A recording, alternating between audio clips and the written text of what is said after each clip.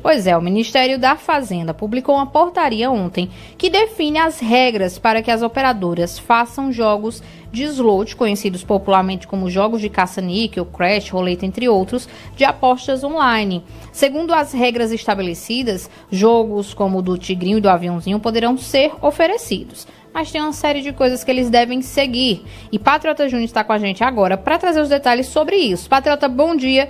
O que é que a gente tem que ficar atento agora com essas regras?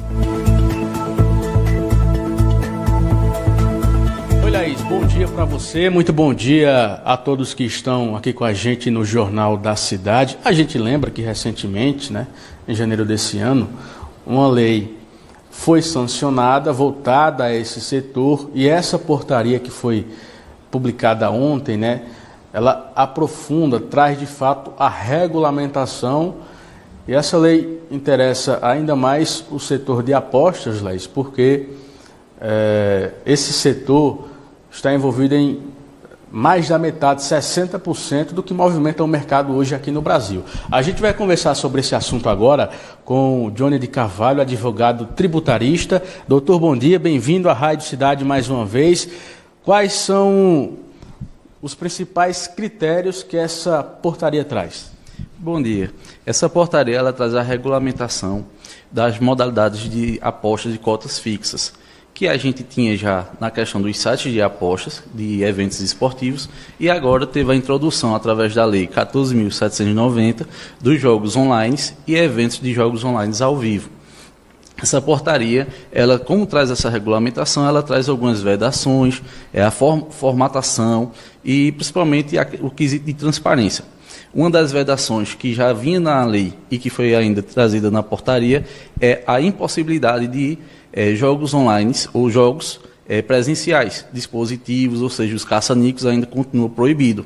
Assim como também estabelecimentos comerciais não podem disponibilizar nenhum equipamento que realize os jogos ou dispositivos que realizem os jogos.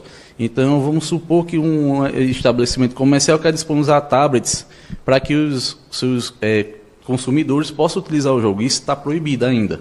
Então, cada um vai poder utilizar através dos sites ou aplicativos. Doutor, essa portaria ela define se vai ter tributação tanto para as empresas que oferecem os jogos, quanto também para os usuários? Não, o que a gente tem é a legislação já trouxe a questão do imposto, ou seja, em cima do que ele ganhar, deduzido as percas sobre o prêmio, o ganhador ele vai descontar o valor de 15% sobre o imposto de renda. Lembrando que teve a vedação o cancelamento da vedação do presidente Lula, onde o Congresso tinha visto que se o resultado desse ganho for abaixo do valor mínimo da tabela do imposto de renda, estaria isento. E a gente teve essa alteração, porque antes o governo queria tributar sobre tudo, e o Congresso estipulou que se o valor estiver abaixo dos 2.000 e pouco, ele não vai ser tributado. Porém, se ultrapassar esse valor, quando ele for realizar a declaração do imposto de renda, ele vai ter que descontar 15%. As empresas também vão ter a tributação, que corresponde a 12% sobre o seu faturamento, descontado o valor das premiações. Qual o principal intuito dessas mudanças?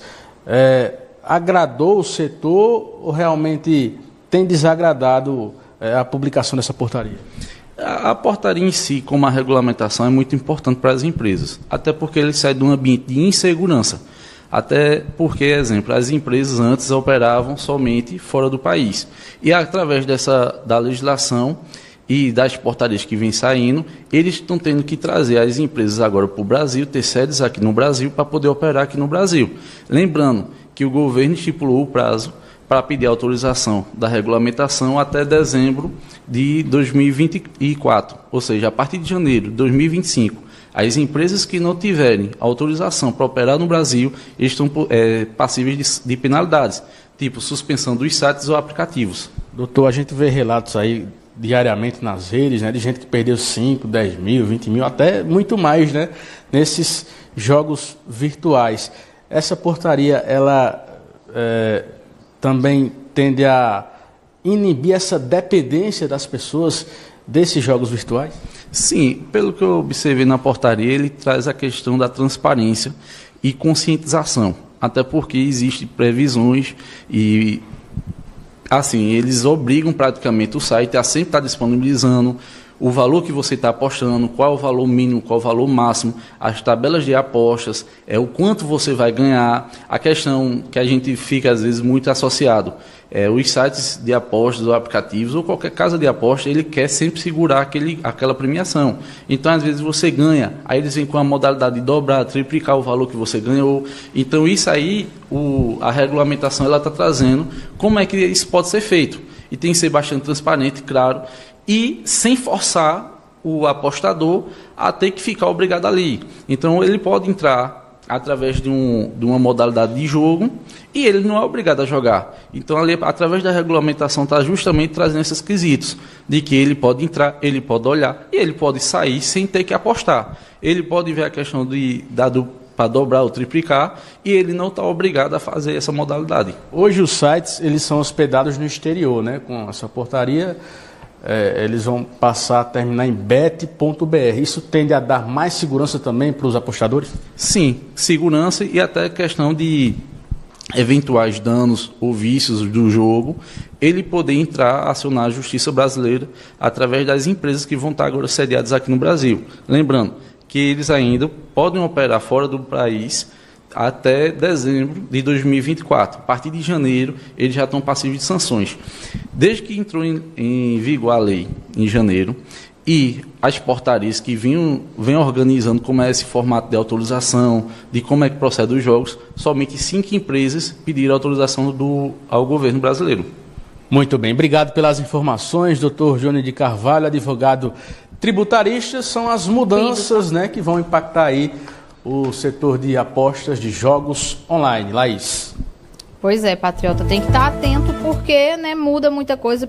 O que me chama mais a atenção é essa questão do imposto de renda, né? Muita gente vai jogando e não imagina que tem que também declarar os ganhos com esses joguinhos lá no imposto de renda.